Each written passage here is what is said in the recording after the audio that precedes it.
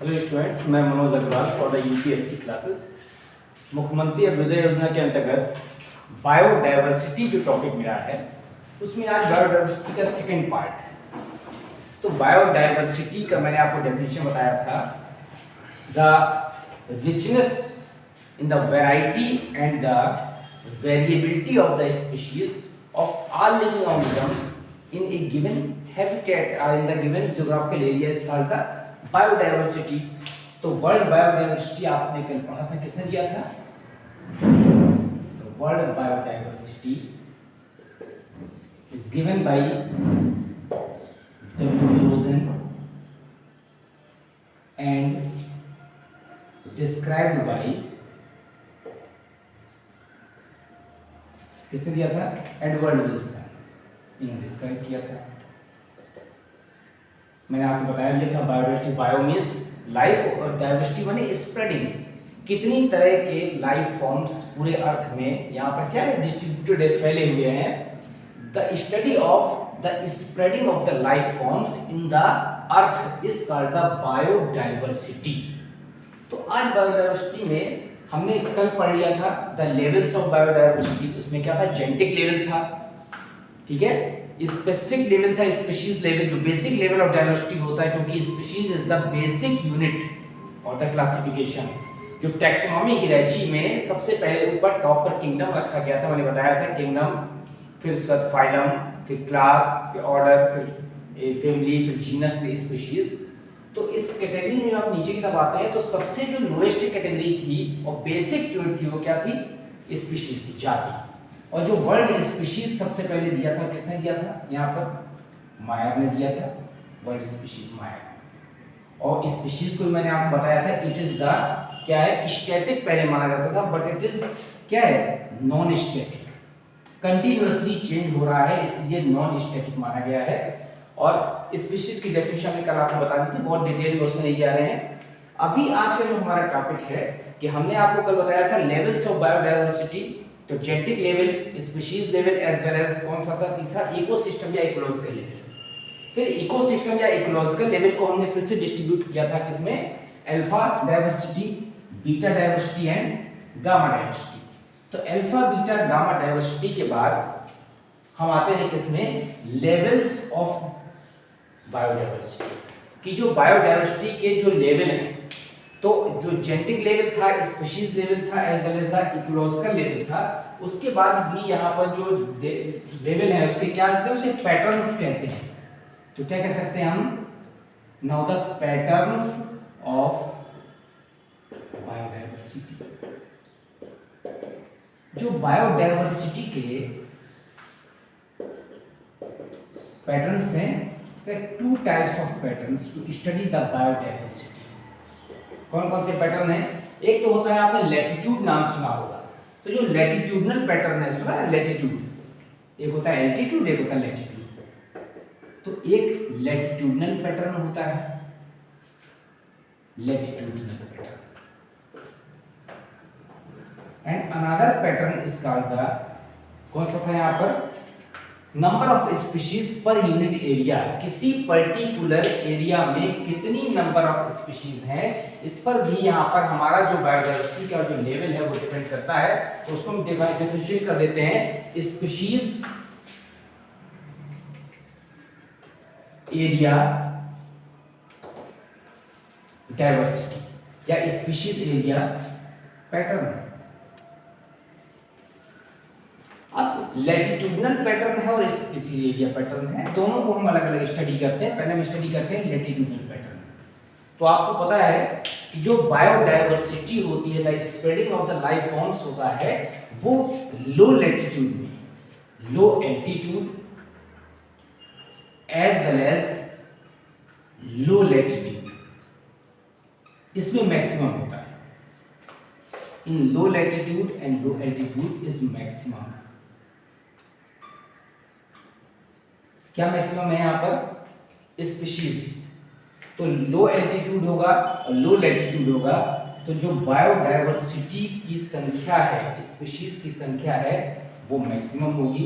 इसका मतलब है कि जैसे जैसे हम हाइट पर जाते हैं, ठीक है, तो वहां पर हाइट पर जाने पर हमारी बायोडाइवर्सिटी की जो संख्या है या बायोडाइवर्सिटी क्या हो जाती है, लो लेवल पर आ जाती है। और जैसे जैसे हम लोअर लेवल पर आते हैं, कम हाइट पर रहते हैं, तो वहां पर बायोडाइवर्सिटी क्या रहती है, मैक्सिमम रहती है।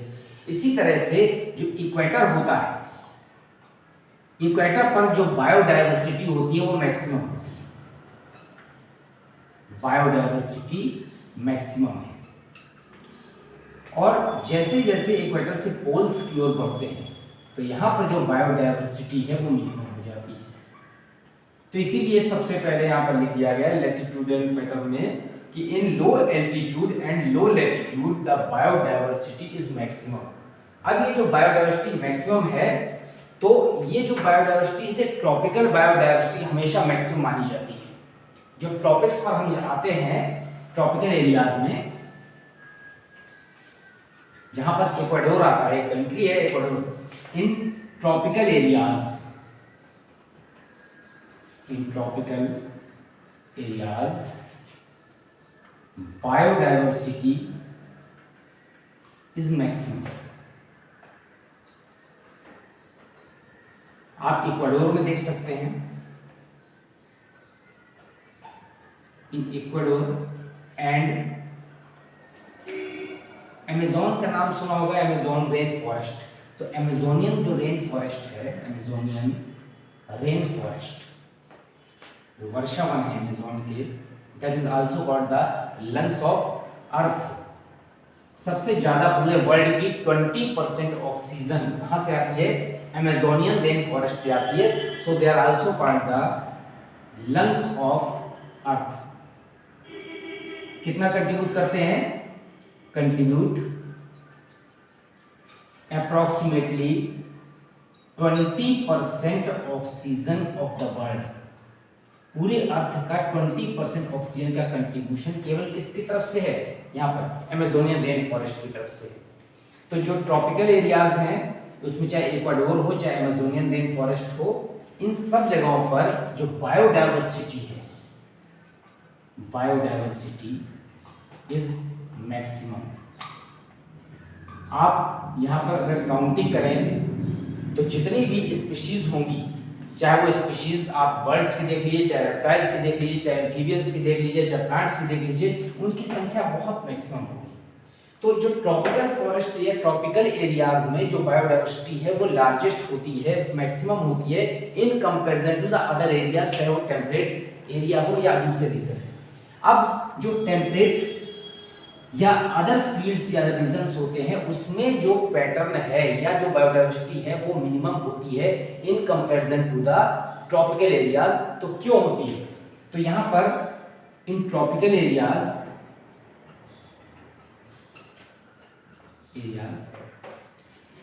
Biodiversity is maximum due to, क्या रीजन है कि इन एरियाज पर बायोडाइवर्सिटी हमेशा मैक्सिमम होती है। पहला तो है यहां पर कि no seasonal change, no seasonal change. एक तो सीजनल चेंज जल्दी होता नहीं, हमेशा लगभग एक जैसा क्लाइमेट बना रहता है, ठीक है। और इसके बाद जो दूसरा पार्ट यहाँ पर कि बहुत मिलियंस ऑफ ईयर्स से ये अनडिस्टर्ब्ड हैं। These area, the areas is undisturbed from millions of years, लाखों वर्षों से ये एरियाज अनडिस्टर्ब है। किसी भी तरह का यहाँ पर डिस्टर्बेंस नेचुरल कैलामिटीज के द्वारा या किसी भी अन्य तरीके से डिस्टर्बेंस नहीं हुआ है। इसके कारण भी यहाँ पर बायोडाइवर्सिटी मैक्सिमम है, जीवों की स्पीशीज जो है बहुत ज़्यादा संख्या में है। इसके अलावा और भी एक फैक्टर है कि वार्म टेम्परेचर।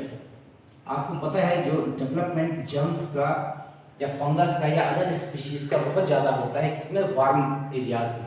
तो वार्म टेम्परेचर होता है यहाँ पर एंड हाई ह्यूमिडिटी, तो ह्यूमिडिटी भी ज़्यादा होगी, हाई ह्यूमिडिटी।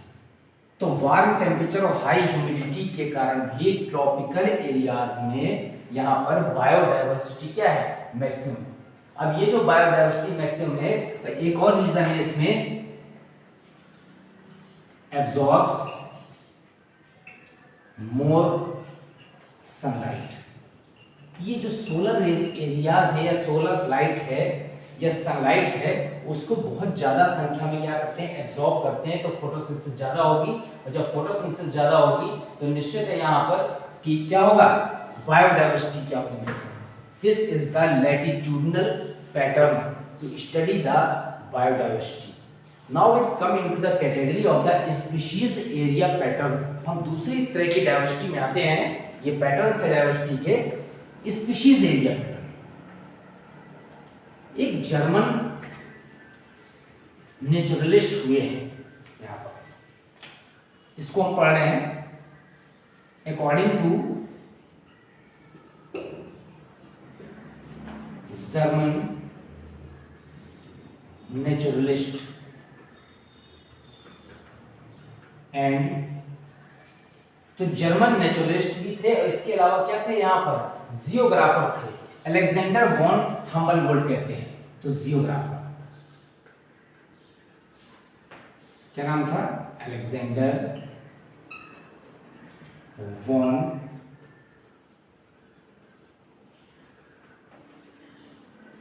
हम्बलबोल्ट।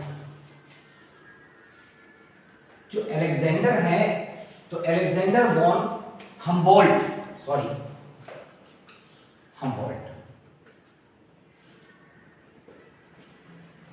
इन्होंने क्या किया, ये डिफाइन किया कि नंबर ऑफ स्पीशीज या species richness is not increases continuously to the explored area. It means जो स्पीशीज की डाइवर्सिटी है या नंबर ऑफ स्पीशीज है, तो एक्सप्लोर्ड एरिया जितने भी नए नए एरिया खोजे जाएंगे तो उसमें इंक्रीज तो करती है, but the increased number of species up to a limit, एक लिमिट तक ये क्या करती है, इंक्रीज करती है। तो स्पीशीज जो रिचनेस है यहाँ पर लगातार एक्सपेंड नहीं करती है, तो species richness it means more diversity, species richness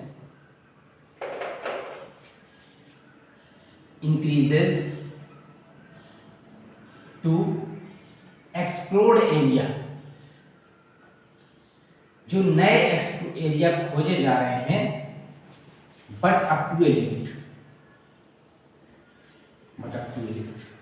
एक निश्चित लिमिट तक स्पीशीज की रिचनेस बढ़ती है नए नए एरिया डिस्कवर करने पे, और उसके बाद वो रिचनेस जो है क्या हो जाती है, रुक जाती है, और जो ग्राफ बनता है, and the graph is rectangular hyperbola, rectangular hyperbola। अगर यहां पर स्पीशीज रिचनेस का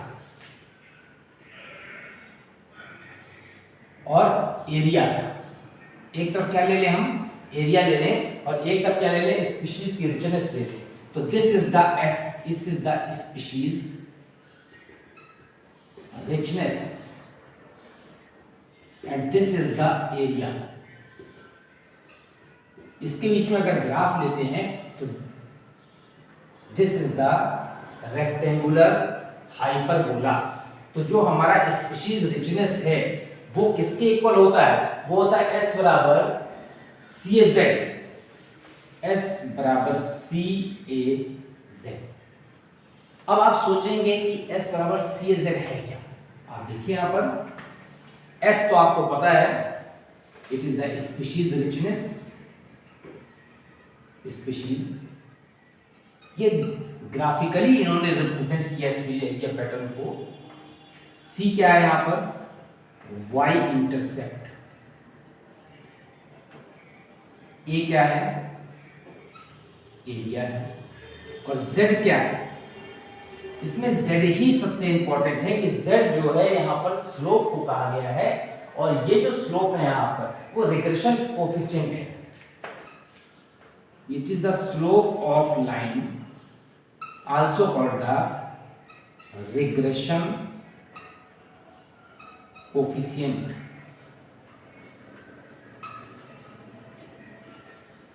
अब इसको दूसरे तरीके से हम लिख सकते हैं, इस तरह से इंडिकेट कर सकते हैं, इसको लिख सकते हैं log S बराबर log c, ठीक है।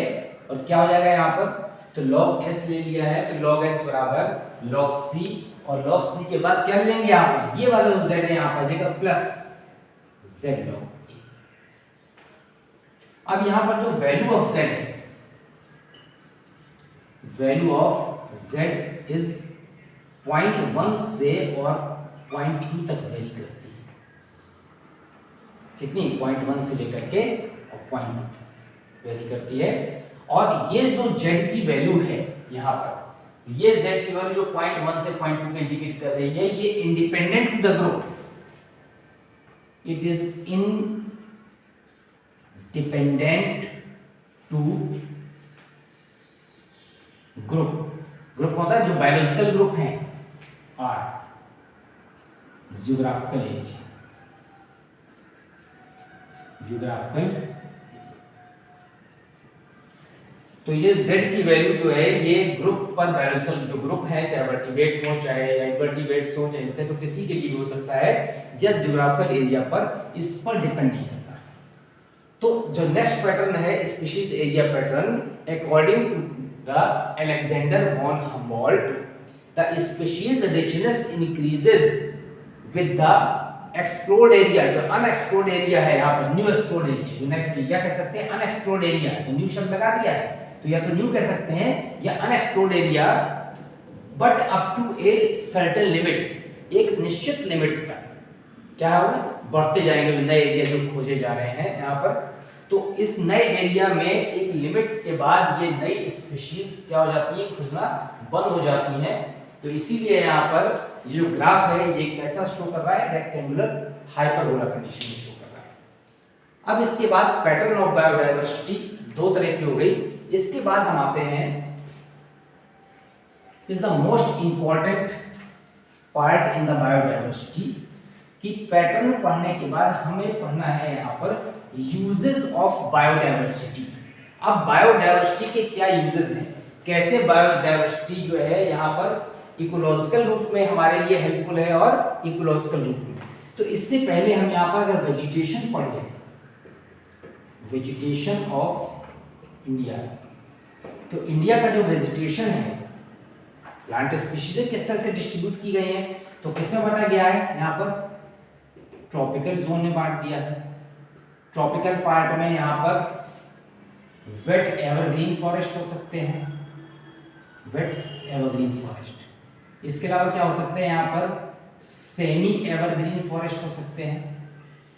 फिर इसके बाद कैसे हो सकते हैं, यहाँ पर मॉइस्ट डेसिडुअस फॉरेस्ट हो सकते हैं, ठीक है।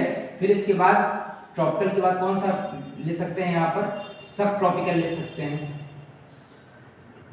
सब ट्रॉपिकल एरियाज। फिर कौन सा ले सकते हैं, यहाँ पर माउंटेन फॉरेस्ट। तो ट्रॉपिकल फॉरेस्ट हो गया यहाँ पर, उसके बाद सब ट्रॉपिकल हो गया, माउंटेन फॉरेस्ट हो गया। तो सब ट्रॉपिकल को ही यहाँ पर क्या लिख देंगे, माउंटेन लिख देंगे। इसके बाद इस पार्ट पर हम ले सकते हैं टेम्परेट फॉरेस्ट, क्या ले सकते हैं, टेम्परेट फॉरेस्ट। और फिर क्या ले सकते हैं, alpine forest. Alpine total Himalayan region पर पाए जाते हैं। जो टेम्परेट है वो यहाँ पर हिमालयन और नीलगिरी एरियाज में हो सकते हैं।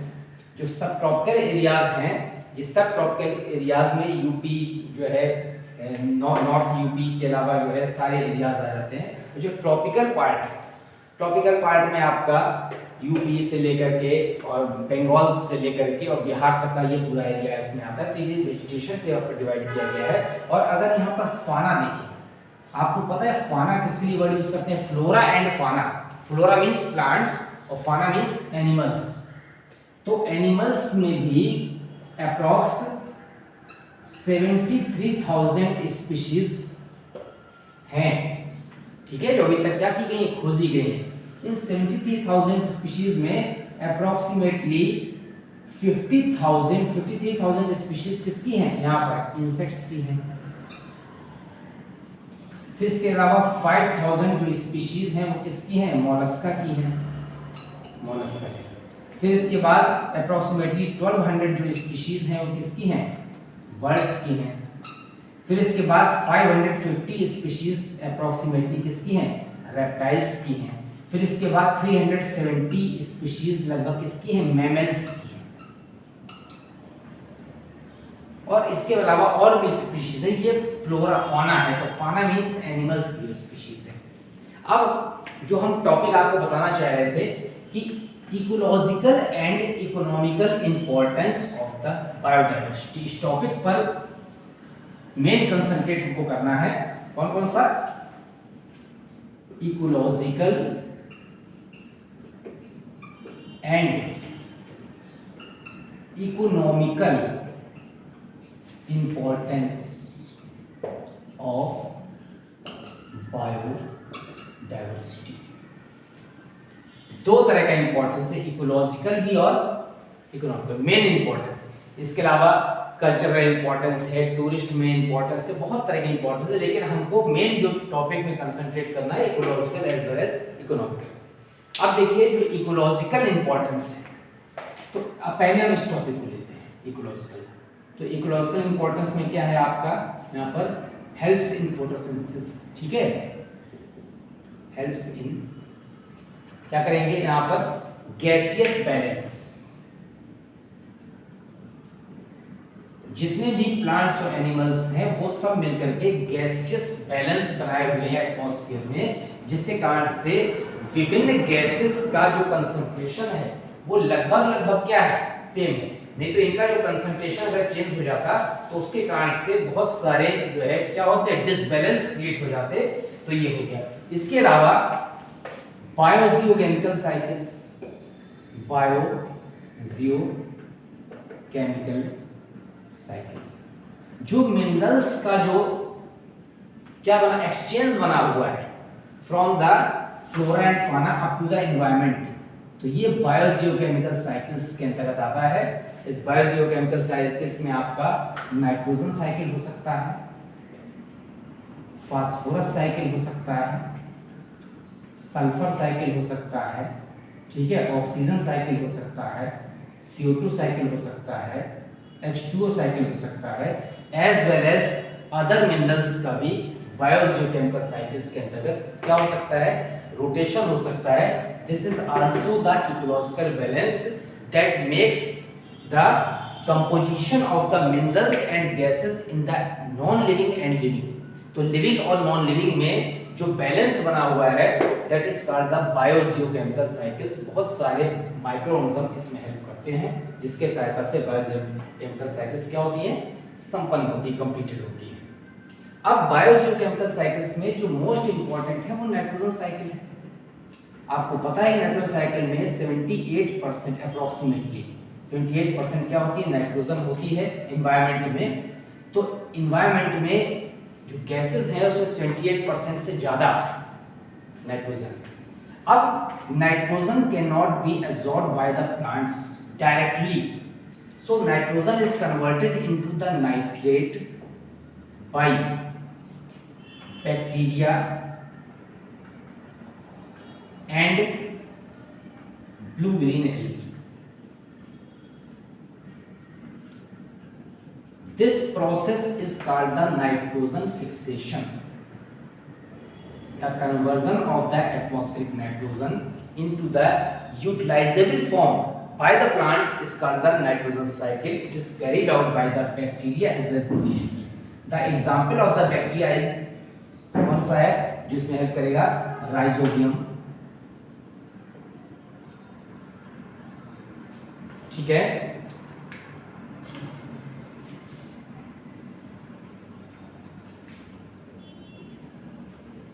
क्लॉस्ट्रीडियम, एजाटोबैक्टर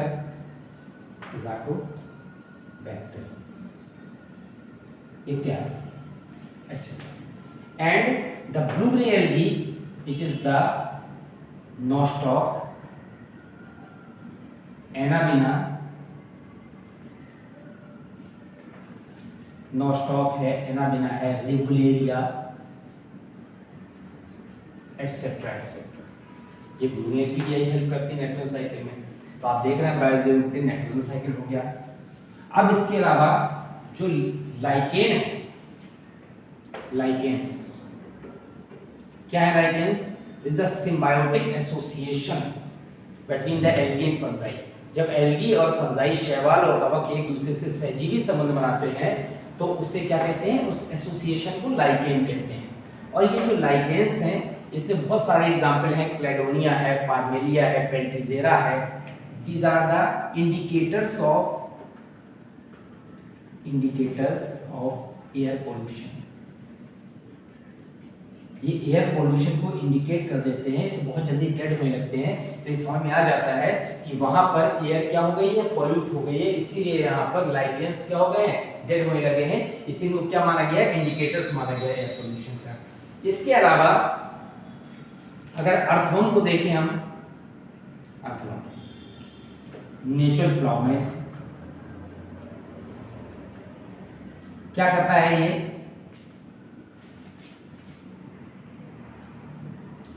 प्राकृतिक हलवाहा जिसे कहते हैं, ये सॉइल को क्या करता है? रोटेट करता रहता है। रोटेशन कर रहा है। It is also the ecological balance. जिसके कारण से लगातार एयर अंदर जा रही है, माइक्रोऑर्गेनिज्म तेजी से फंक्शन कर पा रहे हैं, रूट्स रिस्पायर कर पा रही है, प्लांट्स की ग्रोथ हो रही है। Is the most important organism. ये अर्थवर्म हो गया। इसके अलावा सॉइल को क्या कर रहा है? फर्टाइल कर रहा है। इसके अलावा यहाँ पर बहुत सारे पॉजिटिव इंटरेक्शंस होते हैं। पॉजिटिव इंटरेक्शंस among ऑर्गेनिजम्स के बीच बहुत सारे पॉजिटिव इंटरेक्शंस हैं, वो भी इकोलॉजिकल बैलेंस बनाए हुए हैं। तो पॉजिटिव इंटरेक्शन जो हो रहे हैं वो कौन कौन से हो रहे हैं, उसमें मैं आपको एक दो एग्जांपल बताता हूं। पॉजिटिव इंटरेक्शंस का मतलब होता है the dependency of the organism to each other in which both partner takes the benefit. दोनों पार्टनर एक दूसरे से बेनिफिट लें और दोनों एक दूसरे पर क्या रहें? डिपेंडेंट रहें। तो ये टोटली डिपेंडेंट भी हो सकते हैं, पार्शियली डिपेंडेंट भी हो सकते हैं। तो इसमें अगर आप एग्जांपल देखें तो एक तो लाइकेन ही था, ठीक है, इसमें सिम्बायोटिक एसोसिएशन था एल्गी और फंजाई के बीच में। इसके अलावा इसमें पॉजिटिव इंटरेक्शंस में एक आता है म्यूचुअलिज्म, एक होता है प्रोटो कोऑपरेशन। हिंदी में कहते हैं आदि सहयोग। क्या कहते हैं? आदि सहयोग। अब आदि सहयोग में क्या है? द इंटरेक्शन एमंग इंडिविजुअल्स, जीवों के मध्य एक दूसरे के मध्य संबंध, इन विच both partner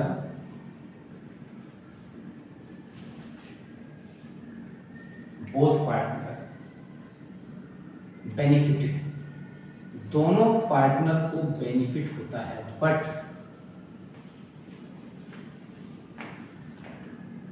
both survive separately. दोनों के मध्य ऐसा संबंध है जिसमें दोनों अलग अलग भी जीवित रह सकते हैं और दोनों को बेनिफिट होता है। तो आप देखिए यहाँ पर जो ऑक्सपेकर होता है, बगुला जिसे कहते हैं, तो oxpecker on the back of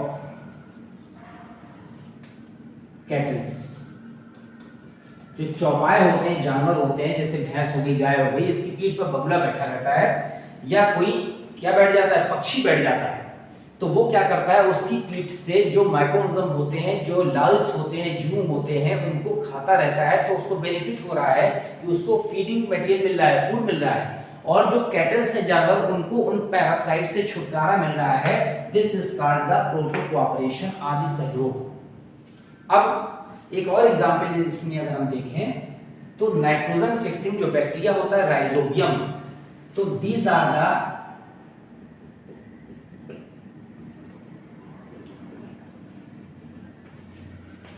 leguminous plants. Leguminous plants जानते हैं किसको कहते हैं? ऐसे प्लांट्स जिसमें लेग्यूम नामक फ्रूट पाया जाता है। तो जितने भी हमारे चना, मटर, सेम, जितने भी यहाँ पर जो प्रोटीन के सोर्स हैं, है ना, वो सारे प्लांट्स लेगुमिनस हैं। They contain the root nodules containing rhizobium bacteria, rhizobium bacteria. इसमें राइजोबियम बैक्टीरिया पाया जाता है। क्यों पाया जाता है, क्या है, ये भी इंटरेक्शन है। Rhizobium bacteria which converts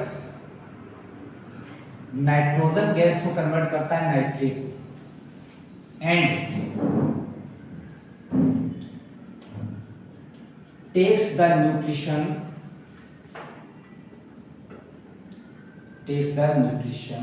and shelter from roots। ये नाइट्रोजन को नाइट्रेट में कन्वर्ट कर रहा है। क्यों? क्योंकि प्लांट नहीं कर पा रहे, तो बदले में प्लांट क्या बनाएंगे, अपनी ग्रोथ करेंगे, प्रोटीन बनाएंगे, उसके बदले में ये इससे क्या ले रहा है, न्यूट्रिशन ले रहा है और शेल्टर, रहने के स्थान ले रहा है। This is also called the positive interactions. ये स्थायी इंटरेक्शन है। It is the permanent symbiotic association,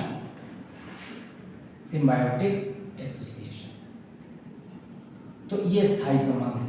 अभी हमने जो प्रोटो कॉपरेशन बताया था ना, बगुला जो पीछे बैठा था वो कैसा था, इट्स अ टेम्परेरी एसोसिएशन, अस्थायी संबंध था।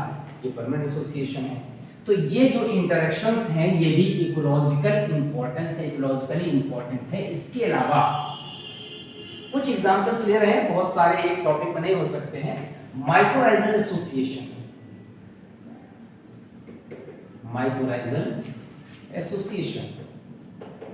these are all the ecological importance of the biodiversity। what is mycorrhizal association?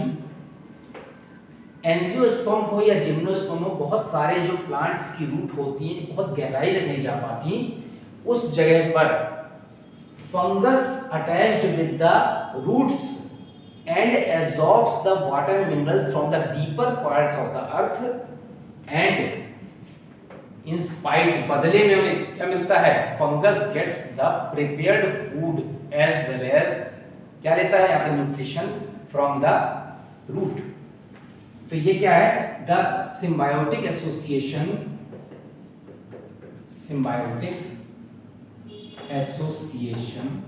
of plant roots and fungi in which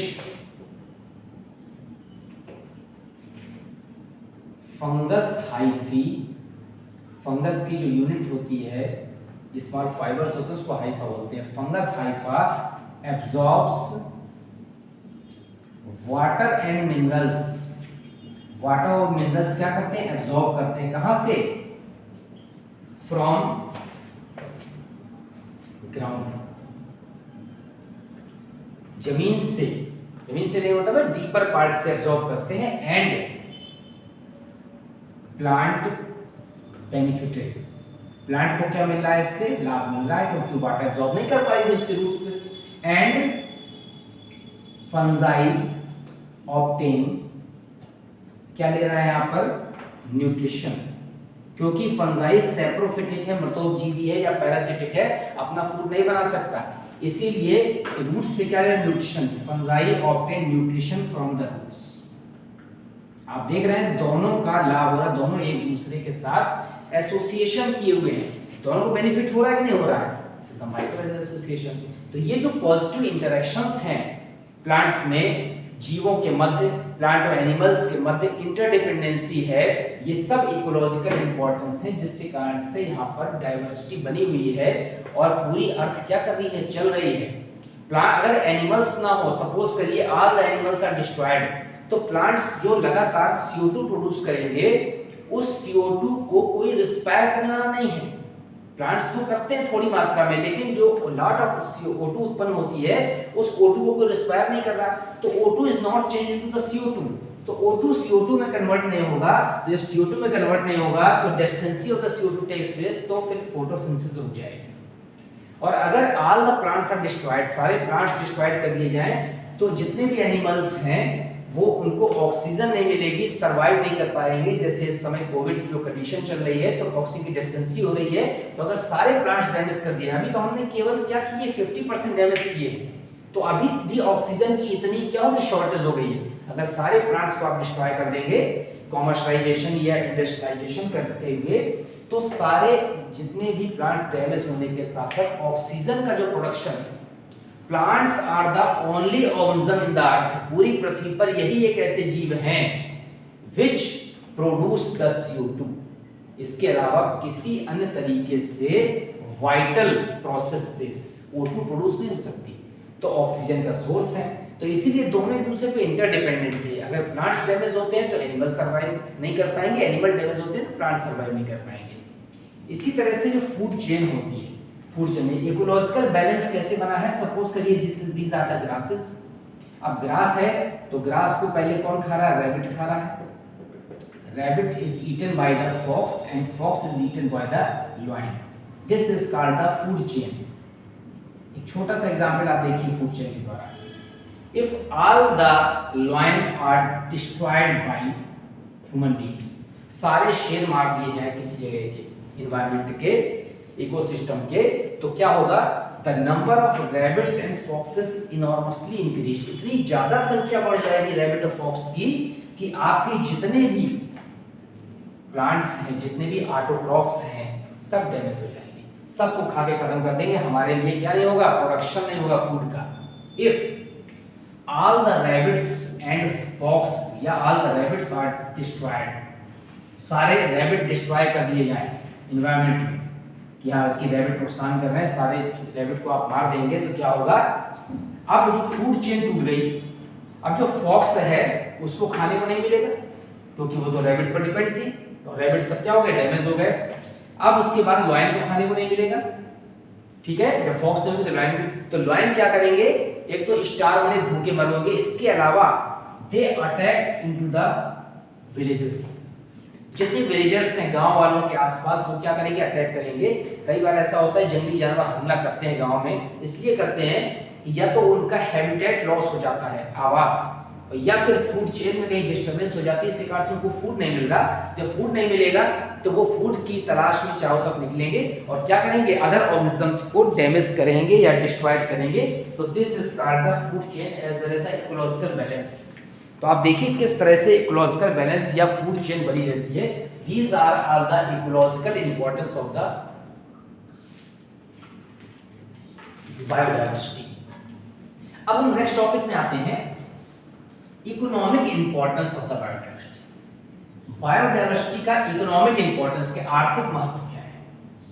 आपको पता है कि बायोडायवर्सिटी में माइक्रो ऑर्गेनिज्म से लेकर के, माइक्रोब से लेकर के और लार्ज इंडिविजुअल्स तक आते हैं, एनिमल और प्लांट्स तक। तो सबका जो इकोनॉमिक इंपॉर्टेंस, आर्थिक महत्व है, उन सबका इकोनॉमिक इंपॉर्टेंस अगर आप देखें तो ये जो है क्या होगा, यहाँ पर पूरी बायोडायवर्सिटी में जितने भी लिविंग बीइंग्स हैं सबका हमको नॉलेज प्राप्त हो जाएगा कि इनसे हमें क्या क्या बेनिफिट हो रहे हैं। तो चूंकि यहाँ पर बायोडायवर्सिटी पढ़ रहे हैं तो लॉसेस के साथ साथ हम क्या क्या देख रहे हैं, यहाँ पर इंपॉर्टेंस देख रहे हैं। तो अब एक एक का हम देखते हैं, पहले माइक्रोऑर्गेनिजम्स में आ जाते हैं। तो अब इस समय इकोलॉजिकल पार्ट हटा देते हैं, किसको पढ़ते हैं, इकोनॉमिकल पार्ट। जो माइक्रोऑर्गेनिज्म है, माइक्रोऑर्गेनिज्म में आपको पता है बैक्टीरिया आ जाते हैं, बैक्टीरिया के साथ साथ क्या आ जाते हैं, ब्लू ग्रीन एल्गी आ जाती है, मेनली दो ही हैं माइक्रोब्स में। अब फंजाई भी इसी में रख दिया, सपोज करिए सम फंजाई अब माइक्रोस्कोपिक होते हैं। तो अब बैक्टीरिया है, ब्लू ग्रीन एल्गी है, फंजाई है, इनसे क्या क्या बेनिफिट हो सकते हैं। तो बहुत सारे ऐसे बैक्टीरिया हैं, ठीक है, मैं बेनिफिशियल बैक्टीरिया की बात कर रहा हूँ, जो डिसीज कॉज करते हैं वो तो है ही, जो बेनिफिशियल बैक्टीरिया हैं बहुत सारे, वो ह्यूमन बीइंग्स के लिए क्या क्या बेनिफिट क्रिएट कर सकते हैं वो हमको देखना है। तो पहले हम देख लें यहाँ पर बैक्टीरियल इंपॉर्टेंस, बैक्टीरिया से क्या इंपॉर्टेंस है। आपको पता है बैक्टीरिया में जो राइजोबियम होता है वो किसके काम आता है, नाइट्रोजन फिक्सेशन के। मैं केवल दो दो चार चार एग्जाम्पल लूंगा, है तो बहुत सारे एग्जाम्पल नहीं हो सकते यहाँ पर। इसके अलावा यहाँ पर जो लैक्टोबैसिलस होता है, लैक्टोबैसिलस वो डेयरी इंडस्ट्री में काम आता है, इसमें डेयरी इंडस्ट्री अब बेसिलस माइक्वाइड्स होता है, बेसिलस माइक्वाइड्स, ये क्या कर देता है, यहां पर डेड मेटेरियल्स का डिकम्पोजिशन करता है, डिकम्पोजिशन ऑफ डेड ऑर्गेनिजम्स, जो सड़े गले पदार्थ डेड ऑर्गेनिजम्स होते हैं उसका डिकम्पोजिशन कर रहा है बैक्टीरिया, क्या नाम है, बेसिलस माइक्वाइड्स से। फिर इसके बाद जो क्लॉस्ट्रीडियम ब्यूटाइरिकम एक बैक्टीरिया होता है, क्लॉस्ट्रीडियम ब्यूटाइरिकम, रेटिंग में काम आता है, फाइबर रेटिंग।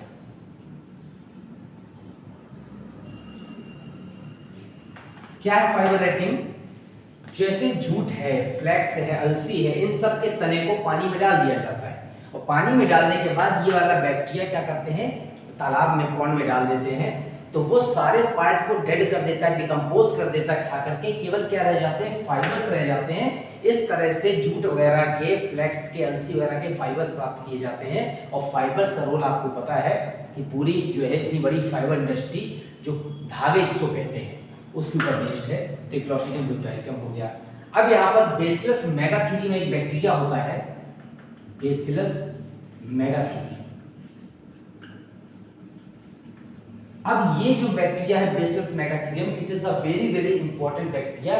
तो काम क्या है इसका बेसिलस मेगाथीरियम का, कि यहाँ पर जो टोबैको में जो फ्लेवर उत्पन्न होता है, टोबैको फ्लेवर के लिए तंबाकू की एक ही नाम है, निकोटियाना टबैकम। अब तंबाकू सैकड़ों ब्रांड की आती है, आप में से बहुत सारे लोग यूज करते होंगे, रत्ना छाप, ये ब्रांड छाप, अलग अलग ब्रांड से, सबका फ्लेवर अलग अलग होता है। तो जो फ्लेवर अलग अलग हो रहा है, इसका मतलब है अलग अलग बैक्टीरिया से उसको क्या कहा, फर्मेंटेशन कराया गया, किण्वन कराया गया, that is the bacillus megaterium. तो बेसिलस मेगाथीरियम बैक्टीरिया यहाँ पर टोबैको में तरह तरह के क्या उत्पन्न कर देता है, फ्लेवर उत्पन्न कर देता है। इसके अलावा एक बैक्टीरिया माइक्रोकोकस कैंडिडेंस, माइक्रोकोकस कैंडिडेंस, ये यहाँ पर क्योरिंग में काम आता है। क्योरिंग कहते हैं चाय की पत्ती में जो फर्मेंटेशन करते हैं उसको यहाँ पर कहते हैं क्योरिंग कहते हैं। तो माइक्रोकोकस कैंडिडेंस जो बैक्टीरिया है, चाय की पत्ती में, चाय बहुत ब्रांड की आती है, ताजमहल आती है, बुक ब्रांड आती है, मोहिनी आती है, वो आती है, तरह तरह के जो ब्रांड हैं। तो थियासाइनेंसिस चाय की पत्ती का नाम है। और जो अलग अलग ब्रांड का फ्लेवर उत्पन्न हो रहा है, हर कंपनी अपना अपना फ्लेवर क्या की पेटेंट किए हुए है, तो लोग कहते हैं ये चाय का टेस्ट बहुत अच्छा है। तो ये बैक्टीरिया पर डिपेंड करता है कि किस बैक्टीरिया से चाय की पत्ती का फर्मेंटेशन कराया गया है, जिसके कारण से स्पेशल फ्लेवर उत्पन्न हो गया, that is the bacterial importance. ठीक है, अब बैक्टीरियल इंपॉर्टेंस के बाद यहाँ पर हम आ जाते हैं इसमें एल्गी में, क्योंकि बहुत सारे टॉपिक लेने हैं, इसलिए 2-4 एग्जाम्पल हमने आपको बता दिया। अब बैक्टीरियल इंपॉर्टेंस के बाद हम आते हैं एल्गी। एल्गी में आएंगे, फिर फंजाई में आ जाएंगे, कवक में। एल्गी, शैवाल। शैवाल आपको पता है यहाँ पर क्या होते हैं, यूकैरियोटिक होते हैं, स्वपोषी होते हैं, जो तालाबों में या काई लगी होती है, सामान्य भाषा में लोग काई को क्या कह देते हैं, एल्गी कह देते हैं। तो प्रकाश संश्लेषी पौधे हैं, इसे एल्गी माना गया है, वेस्कुलर टिश्यू नहीं होते, समान होता है। अब एल्गी में यहाँ पर एक जेलिडियम एल्गी होती है, जेलिडियम। वो एल्गी एक सब्सटेंस प्रोड्यूस करती है एगार एगार, शहद की तरह का होता है। ये सूक्ष्म जीवों के कल्चर के लिए होता है, कल्चर मीडियम, संवर्धन माध्यम। अगर आपको बैक्टीरिया को ग्रो कराना है, ठीक है, तो जीवाणु को न्यूट्रिशन, पोषण लेगा, तब वो तेजी से विभाजन करेगा, 1 से 2, 2 से 4, 4 से 8। तो इसके लिए जो मीडियम यूज होता है एगार एगार, जेली की तरह होता है, जैसे आप जेली की टॉफी खाते हैं या शहद लेते हैं, उससे मीडियम से होता है। इसके अलावा एक होता है क्लोरेला।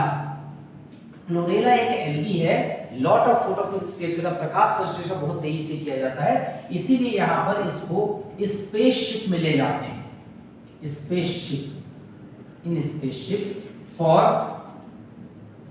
Oxygen production. तो इस अंतरिक्ष यान जो जाते हैं उसमें ऑक्सीजन के लिए कोई सिलेंडर ले जाते हैं, कोई सिलेंडर इतने समय तक काम नहीं करेंगे, तो वहां पर क्लोरेला बड़े बड़े क्यारियों में, पॉन्ड में लगा देते हैं साइड में, और वो तेजी से क्या करता है, ऑक्सीजन प्रोडक्शन करता रहता है। इसके अलावा एल्गी में आता है fucus, sargassum and laminaria. These are the brown algae that is used for the formation of the kelp. इसको सुखाकर जब जलाते हैं, इन पौधों को केल्प कहते हैं। जियांट एल्गी होती है बहुत बड़े बड़े साइज की, 20 से 30 मीटर तक लंबी हो सकती हैं। इसको जलाकर सुखाते हैं, उसको कहते हैं केल्प, और केल्प से निकालते हैं आयोडीन। तो जो आयोडाइज्ड नमक आप यूज करते हैं वो केल्प से मिलता है, और फ्यूकस सार्गासम लैबनेरिया नामक एल्गी से प्राप्त होता है। तो ये आयोडीन का सोर्स हो सकता है। इसके अलावा बहुत सारे ऐसे यहाँ पर एल्गी हैं जो एडिबल हैं, जो खाई जाती हैं। तो नॉस्टॉक कम्यून है यहाँ पर, स्कॉटलैंड में यूज होता है, और भी बहुत सारी एल्गी हैं। तो एल्गी के जो यूजेस हैं, तो ज्यादा एल्गी के यूज हम नहीं ले रहे हैं, सबके दो दो चार चार एग्जाम्पल ले रहे हैं। फिर इसके बाद हम आते हैं फंजाई। फंजाई आपको पता है कवक को कहते हैं, ये परपोषी होते हैं, और परपोषी के अलावा इसमें जो सेल वॉल होती है काइटिन की बनी होती है, कल मैंने आपको बताया था।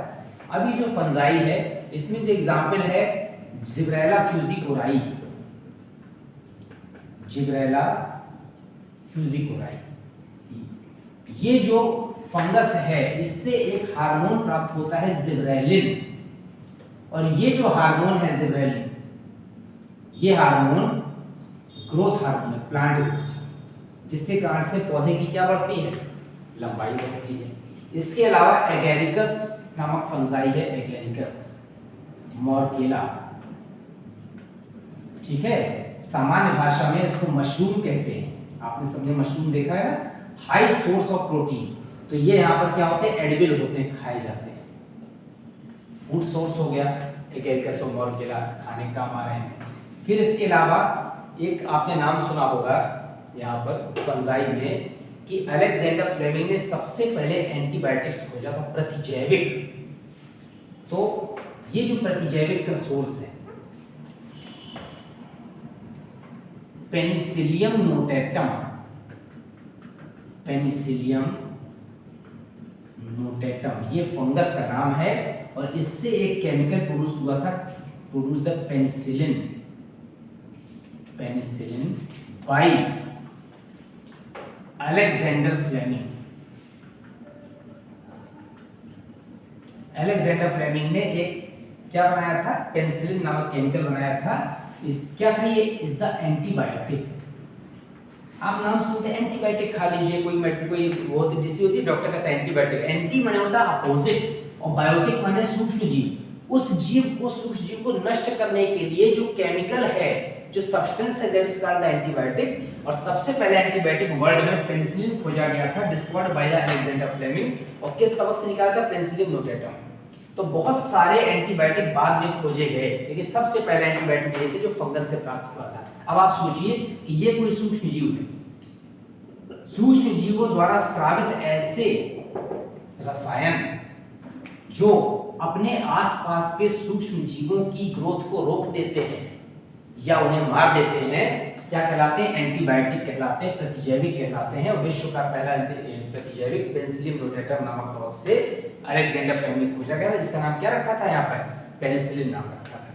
इसके बाद बहुत सारे एंटीबायोटिक खोजे गए, स्ट्रेप्टोमाइसिन है जो है उससे क्लोरल से खोजा गया, क्लोरेलिन है, ठीक। तो वो सब माइक्रोऑर्गेनिज्म ज्यादातर प्रतिजैविक किससे खोजे गए, बैक्टीरिया से खोजे गए, लेकिन जो पहला खोजा गया था फंजाई से, इसलिए मैंने नाम बता दिया। तो एगेरिकस और मॉर्केला खाने का काम आता है, जिब्रेला फ्यूजिकोराई से ग्रोथ हार्मोन निकलता है, पेनिसिलिन नोटेटम से क्या निकलते हैं, प्रतिजैविक प्राप्त होते हैं। ये फंजाई का यूज हो गया। तो अभी आपने माइक्रोऑर्गेनिज्म का देख लिया, ठीक है, बैक्टीरिया का, एल्गी का देख लिया, फंजाई का देख लिया। फिर इसके बाद हम आते हैं ब्रायोफाइटा में। ब्रायोफाइटा में कोई बहुत ज्यादा इंपॉर्टेंट नहीं है। जो ब्रायोफाइटा प्लांट्स होते हैं उसमें एग्जाम्पल है स्फेरिनम। और जब आप कभी नर्सरी जाते हैं तो आपको जो पौधा खरीदते हैं तो मिट्टी के चारों ओर एक विशेष प्रकार की घास लपेट के दी जाती है, ताकि वो 2-4 घंटे जड़े क्या ना वो सूखे ना। That is called the sphagnum. It is also called the peat moss. तो ये वाटर एब्जॉर्बिंग कैपेसिटी होती है, जल के संग्रह करने की क्षमता। इसीलिए जब जानवरों को कोई घाव हो जाते हैं, चोट लग जाती है, तो इतनी सारी कॉटन कहाँ से लाएं कि उसकी ड्रेसिंग करते हैं। तो उसकी ड्रेसिंग के लिए उस समय स्फेरिनम यूज करते हैं, क्योंकि वाटर होल्डिंग कैपेसिटी होती है।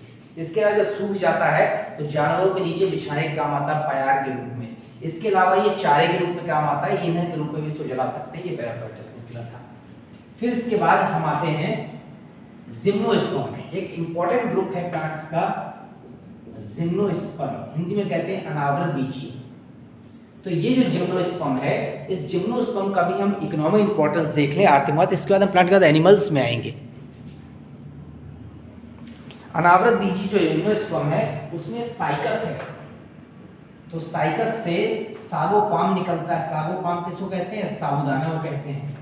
जो पाइनस एक प्लांट है, उस पाइनस से यहाँ पर चिलगोजा भी निकलता है, चिलगोजा, ठीक है, जो सीड जिसको कहते हैं चिलगोजा। इसके अलावा पाइन ऑयल निकलता है, तारपीन का तेल, जिसे आप थिनर कहते हैं। यही थिनर यूज होता है जब पेंट को डाइल्यूट करना होता है, तो थिनर कहते हैं, पाइनस से निकलता है। इसके अलावा एक इफेड्रा नामक पौधा है, इफेड्रा। इस इफेड्रा नामक पौधे से एक केमिकल निकलता है, that is called the ephedrine. ये केमिकल निकलता है, इफेड्रिन काम आता है। तो साइकस हो गया, पाइनस हो गया, इफेड्रा हो गया, इसके अलावा थूजा हो गया, ठीक है। ये सब इकोनॉमिकली इंपॉर्टेंट प्लांट हैं जो जिम्नोस्पर्म से प्राप्त होते हैं। और इसी तरह के प्लांट और भी होते हैं। इसमें पाइनस की लकड़ी से माचिस की तीली बनाई जाती है, इसीलिए सॉफ्ट होती है, उसमें ऑयल होता है, इसलिए आसानी से माचिस तीली क्या करती है? आग पकड़ लेती है। अब हम जिम्नोस्पर्म के बाद आते हैं एंजियोस्पर्म। सबसे इंपॉर्टेंट एंजियोस्पर्म है, आवृत बीजी है एंजियोस्पर्म्स। एंजियोस्पर्म यहाँ पर एक तो सबसे पहले सीरियल्स के रूप में काम आते हैं। सीरियल्स जानते हैं, अनाज को कहते हैं। तो सीरियल्स में क्या आ जाता है? यहाँ पर व्हीट आ जाता है। व्हीट का नाम आपको पता है, ट्रिटिकम एस्टिकम कहते हैं। क्या कहते हैं? ट्रिटिकम एस्टिकम। फिर उसके बाद राइस आ जाता है, ठीक है, ओराइजा सटाइवा कहते हैं, ओराइजा सटाइवा। मैं दो चार एग्जाम्पल लिख दूंगा यहाँ पर। फिर इसके बाद मेज आ जाता है, मेज में का नाम हो जाता है जिया मेज, ठीक है। फिर मेज के बाद आपका यहाँ पर बार्ले है ना, ज्वार है। मैं सबका वास्तविक नाम नहीं लिख रहा हूँ। फिर इसके बाद सीरियल के बाद आता है फॉडर। फॉडर में होता है चारा। तो चारे के रूप में आप किसको यूज करते हैं? यहाँ पर एक पौधा होता है घाती एल्फा एल्फा, ठीक है। फिर इसके बाद स्पाइनेच माने पालक। फिर इसके बाद मेथी। ये सब फॉडर चारे के रूप में, ग्रीन फॉडर हरा चारा के रूप में काम आता है। बाकी भूसा तो है ही है, लेकिन ये हरा चारा है, ठीक है। इसके अलावा सोयाबीन भी यूज कर सकते हैं, सोयाबीन। अब सीरियल्स और फॉडर के बाद हम आते हैं इसमें फाइबर्स, इंपॉर्टेंट पार्ट है। जो प्लांट से बहुत सारे फाइबर्स निकलते हैं, जैसे यहाँ पर कॉटन निकलती है, कपास। ये कॉटन निकलती है, पौधा होता है गॉसिपियम, कपास का पौधा। तो कॉटन किससे निकलती है? यहाँ पर सीड कोट से।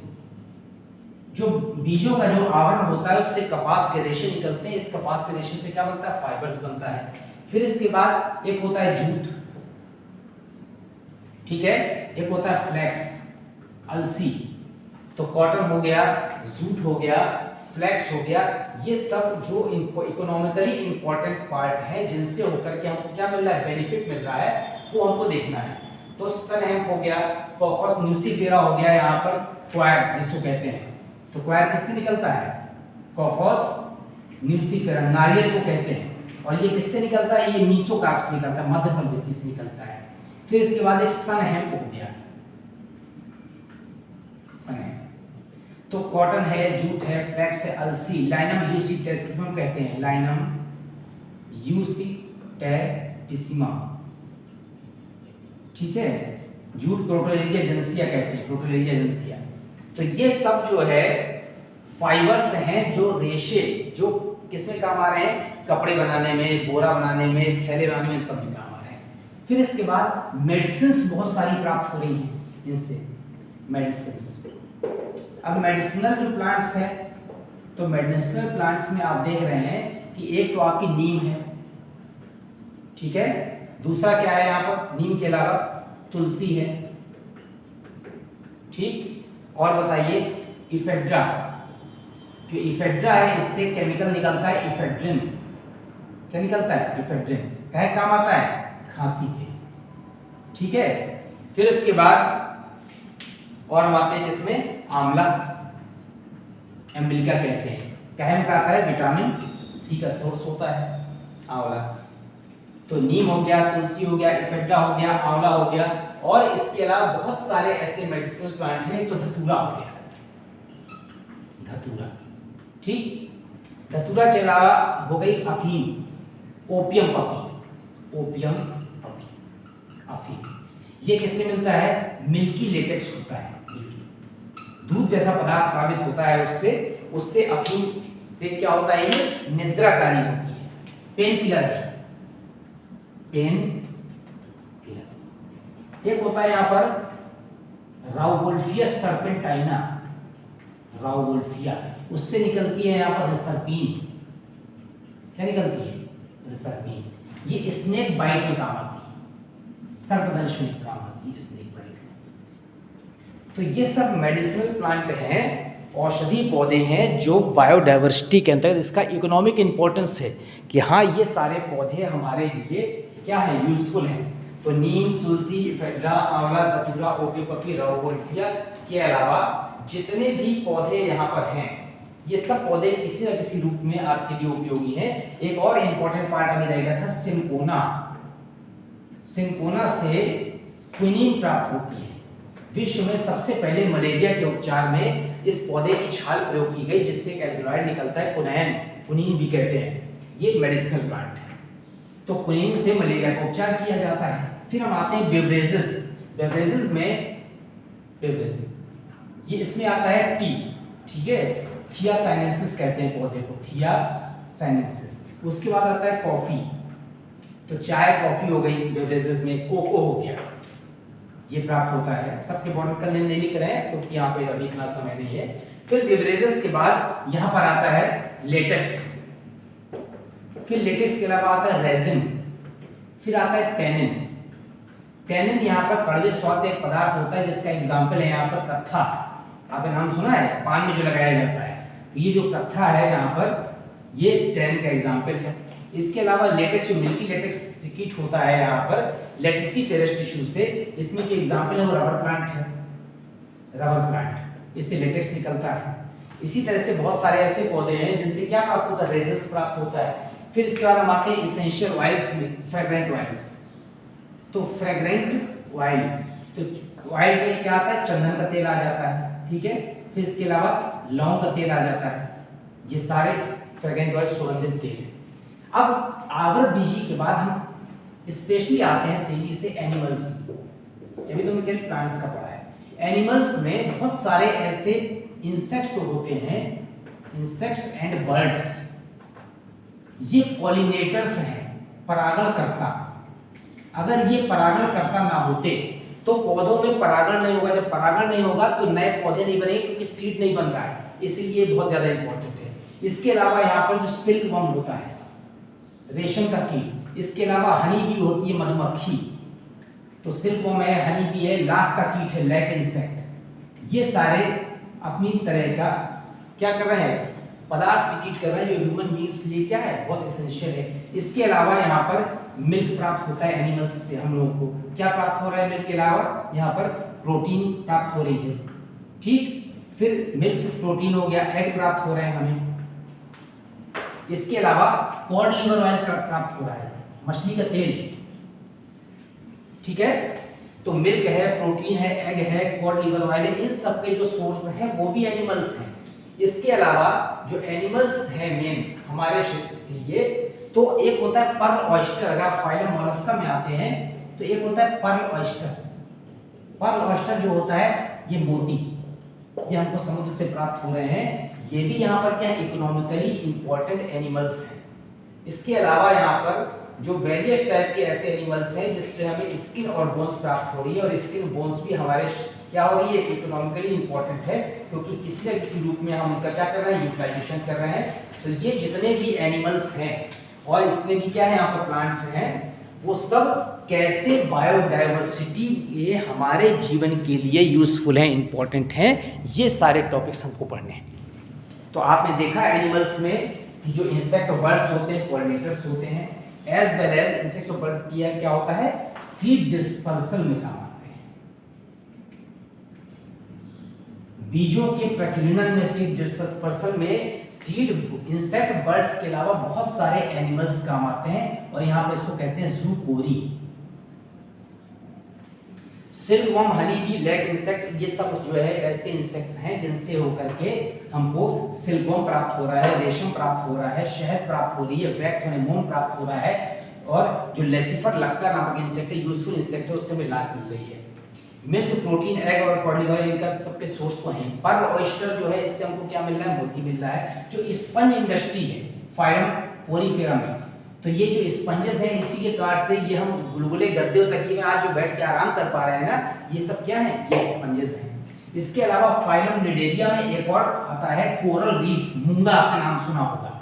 ये जो कोरल रीफ है ये भी किससे मिल रहा है, फाइलम निडेरिया से मिल रहा है। तो फाइलम निडेरिया के जंतु हैं कोरल रीफ हैं। इसके अलावा हमने आपको बताया था कि फाइलम एनिलिडा में अर्थवर्म तो आता ही है।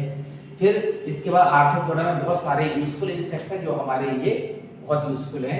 फिर उसके बाद मोलस्का इकाइडोमेटा में आते हैं जिनके कारण से हमको क्या मिलते हैं, बहुत सारे यहाँ पर कैल्शियम कार्बोनेट के पार्टिकल्स मिलते हैं। एनिमल्स की बोन्स मिलती हैं, उन बोन्स और स्केलेटन का हम वेरियस तरह से क्या कर सकते हैं, यूज कर सकते हैं। तो these are the ecological and economical importance of the biodiversity.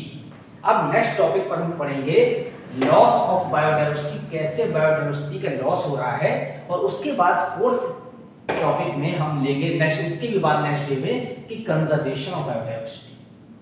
तो अब इसके बाद जो हमारा नेक्स्ट टॉपिक रहेगा वो रहेगा loss of biodiversity as well as their conservation, कि कैसे बायोडाइवर्सिटी वर्ल्ड में लॉस हो रही है और उसको बचाने के लिए क्या क्या एफर्ट करना है और कैसे हम एफर्ट करके उसको बचा सकते हैं बायोडाइवर्सिटी को। Okay students, thank you.